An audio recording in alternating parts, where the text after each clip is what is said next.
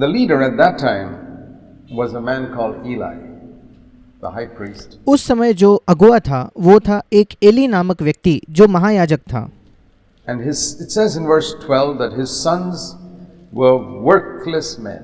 और पहला शमूएल 2 अध्याय उसका 12वां वचन कहता है कि एली के पुत्र तो लुच्चे या निकम्मे थे, Godless men. वो बिल्कुल दुष्ट लोग थे No fear of God. It's very sad और परमेश्वर का उन्हें कोई भय नहीं था। when a high priest has children who are godless, who have no fear of God. और ये बहुत दुख की बात है जब एक महायाजक के ऐसे बच्चे हो जो दुष्ट है, जिनके आंखों में परमेश्वर का कोई भय नहीं है। And what is worse, when they begin to take part in the ministry. और उससे भी बदतर बात ये है कि जब ऐसे उसके बच्चे सेवकाई में हिस्सा लेने लगे और खुद सेवा करने लगे तब। If they are godless and go and do something else, that's okay. अगर ये बच्चे दुष्ट होते और जाकर कुछ और चीज करते तो ठीक था। But these people were godless and they were there in the temple helping their father in the ministry with absolutely no fear of God. पर ये लोग दुष्ट होने के बावजूद वहाँ सेवकाई कर रहे थे, अपने पिता की सहायता कर रहे थे मंदिर में बिना परमेश्वर के किसी भय के। They did not know the Lord. वे प्रभु को नहीं जानते थे And they would steal from the sacrifices and they would commit adultery with the women in the temple. और वहाँ जो बलिदान लाए जाते थे उसे वे चुराते थे और जो स्त्री मंदिर में आते थे उनके साथ वे व्यभिचार किया करते थे। And Eli's response to all this was very, very weak. और इस सारे चीजों के प्रति एली की जो प्रतिक्रिया थी वो बहुत ही निर्बल थी। It says in chapter 2 and verse 22. पहला शमूएल 2 अध्याय 22 वचन कहता है, Eli was very old and he heard all that his sons were doing. Eli तो अति बुढ़ा हो गया और उसने सुना कि उसके पुत्र कैसा व्यवहार कर रहे थे इस्राएल के साथ। And what does he tell them? और फिर वो उसके बच्चों को क्या बताता He है? doesn't turn them out of the ministry and say, "Get out of here, don't dishonor the Lord." वो ऐसा नहीं कहता कि आप सेवकाई छोड़ दो, यहाँ से बाहर निकलो और परमेश्वर को अपमानित मत करो। If you're going to live like that. अगर आप ऐसे जी रहे हो तो परमेश्वर को इस प्रकार से अपमानित मत करो। No, he says in verse 24, "My sons, is not good what I hear." नहीं, बल्कि 24 वचन में एली अपने बच्चों से कहता है, मेरे बेटो ऐसा न करो, ये अच्छा नहीं है जो समाचार मुझे मिल रहा है। And he's so spineless and weak और उसके पास रीढ़ की बिल्कुल हड्डी नहीं है, इतना निर्बल है वो। in the way he corrects his children. किस प्रकार से वो अपने बच्चों को सुधारता है उसमें।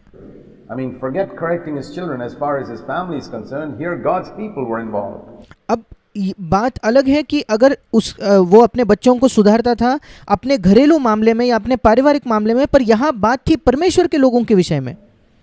And he would not correct his children. और वो अपने बच्चों को डांटना नहीं चाहता था, सुधारना नहीं चाहता था। But in contrast to those godless children पर ऐसे दुष्ट बच्चों के बिल्कुल विपरीत was Samuel, शमूएल था, who grew up, it says in verse 26, in stature and in favor, both with the Lord and with men. जिसके विषय में 26 वचन, पहला शमूएल 2 अध्याय 26 वचन कहता है, परंतु शमूएल बालक बढ़ता गया और यहोवा और मनुष्य दोनों उससे प्रसन्न रहते थे।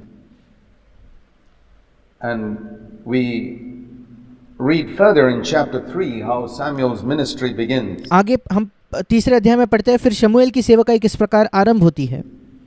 Because God was fed up with Eli and he sent a man of God क्योंकि परमेश्वर एली से तंग आ चुका था और उसने परमेश्वर के एक जन को भेजा to Eli in verse 27 of chapter 2 and told him that your ministry is finished. 2 अध्याय के 27 वचन में परमेश्वर ने एली के पास अपना एक भविष्यद्वक्ता भेजा। Because your children are dishonoring me and dishonoring my sacrifice. और उसने कहा कि तुम्हारी सेवकाई खत्म होती है क्योंकि तुम और तुम्हारे बेटे मेरा अनादर कर रहे हैं, मेरा अपमान कर रहे हैं और मेरे प्रति जो बलिदान लाए जाते हैं उनका अपमान कर रहे हैं। And verse 29, the middle, he says, Eli, your sin is that you honor your sons more than you honor me. और 29 वचन के बीच के भाग में परमेश्वर एली से कहता है कि एली तेरा पाप ये है कि तू अपने पुत्रों को मुझसे अधिक आदर करता है अपने पुत्रों का। And then we find this wonderful verse which is a very good verse for us to remember all through our life. और फिर हम ये अद्भुत वचन पाते हैं जो एक बहुत ही अच्छा वचन है जिसको हम जिंदगी भर याद रख सकते हैं। In the middle of verse 30 the Lord says, 30 वचन के बीचों बीच प्रभु कहता है, those who honor me I will honor. जो मेरा आदर करते हैं मैं उनका आदर करूंगा, And those who despise me will be lightly esteemed. और जो मुझे तुच्छ जाने वे छोटे समझे जाएंगे।